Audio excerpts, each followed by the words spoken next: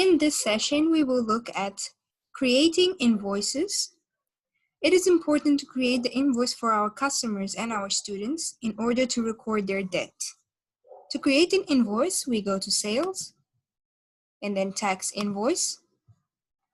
This will show us a list of all our invoices, showing by invoice date, the due date, the status of the invoice, whether it's paid, unpaid, or partially paid, the invoice reference and the invoice number, the name of the student or the customer, which is under company, and then the total amount for the invoice. For example, this one, it has been partially paid, so we can see that the total amount was 5,000, and then we have a balance of 2,800, which still has to be paid.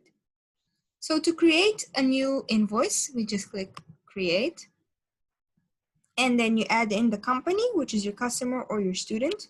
I will put in my own name, and I'll start by the surname. You automatically get the net 30 term, but I will select the beginning of the year until the end of the year because I'm going to invoice my student for school fees.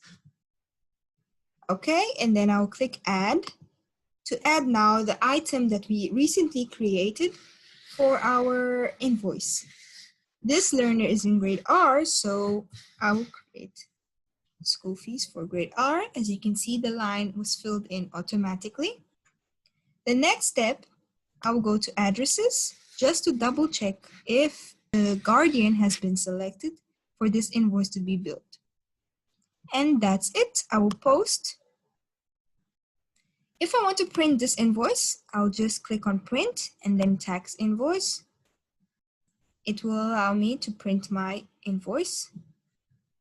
If I want to save this invoice, I will do it from the same screen, print, tax invoice, and then I'll click on these three dots, file, save as. So I will save on desktop, so it's much easier for me to find, and I'll save it as PDF. Tax invoice Nevit as an example, and I'll save. So if you go into your desktop, it will be under Tax Invoice Nevit. If you want to email this invoice, you can just click Email. And then because this guardian has an email address, it will automatically be filled in, and then you write the body of your message normally. And that's it for creating our invoice and emailing and printing and saving.